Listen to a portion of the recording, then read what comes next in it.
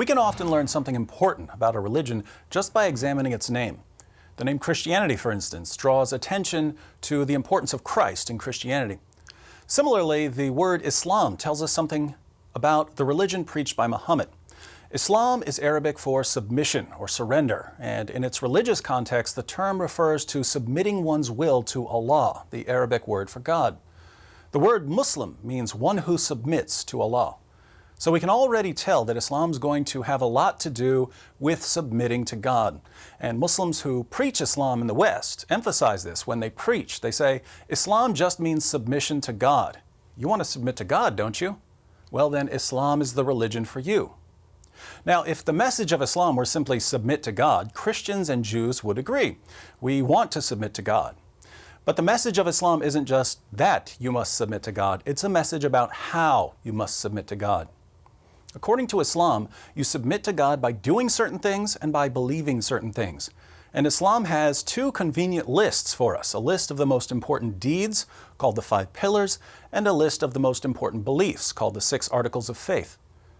The 5 pillars of Islam, the 5 most important practices, are Shahada, Salat, Zakat, Saum, and Hajj.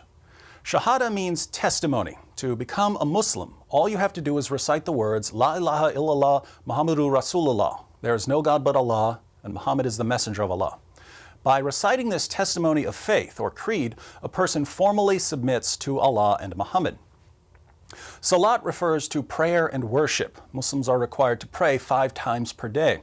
These prayers are memorized recitations in Arabic that are accompanied by specified bodily positions, standing, prostrating, and sitting. Muslims perform ceremonial washings called ablutions before prayers, and they pray facing the Kaaba, which is a cube-shaped shrine in Mecca. Zakat refers to almsgiving, which is required of all Muslims except for those who are extremely poor. Muslims have to give 1/40th of any monetary wealth they've held for an entire year, along with various percentages of agricultural products, livestock, and other goods. Saum is Islamic fasting, which is especially associated with Ramadan, the 9th month of the Islamic lunar calendar. When fasting, Muslims are required to abstain from food, beverages, and sexual intercourse during daylight hours, so from dawn till sunset. The Hajj is the pilgrimage to Mecca. Every Muslim who is physically and financially able must take a pilgrimage to Mecca at least once in life. The communal Hajj takes place annually during the 12th month of the Islamic calendar. Muslims circle the Kaaba 7 times, run or walk back and forth between the nearby hills of Safa and Marwa, pelt walls with pebbles to symbolize stoning the devil, things like that. So Islam requires submission to Allah, and Muslims demonstrate their submission by performing these 5 deeds. Muslims are also required to believe certain things. These are summarized in the 6 articles of faith: belief in Allah, belief in angels, belief in inspired books, belief in prophets, belief in the Day of Judgment, and belief in predestination. And these beliefs aren't just some kind of intellectual assent to the existence of God or the existence of angels. They require belief in what Islam teaches about God, angels, and so on. So belief in Allah isn't just belief that God exists, it's belief in the Islamic view of God. Most importantly, that Allah is one with no division in essence or person. The oneness of Allah, a doctrine called Tawheed, is so central to Islam that denying Allah's oneness is the worst sin a person can commit in Islam. It's the sin of shirk, associating partners with Allah. The 2nd article of faith is belief in angels. In Islam, angels are created from light and are incapable of disobeying Allah. So there are no fallen angels in Islam.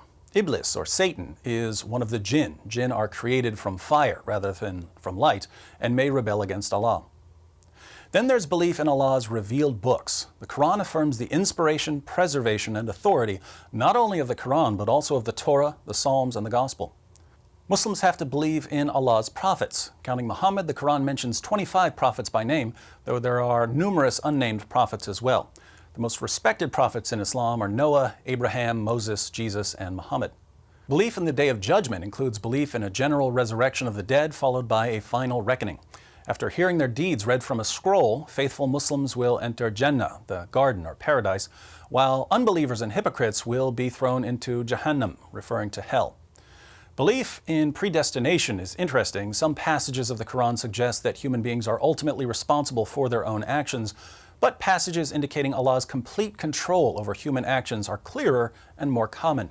If you do right, it's because Allah wanted you to do right. If you do wrong, it's because Allah wanted you to do wrong. Allah controls everything we do. So those are the basics of Islam. There are a lot more beliefs and practices in the Muslim sources, but these are the beliefs and practices that are most significant.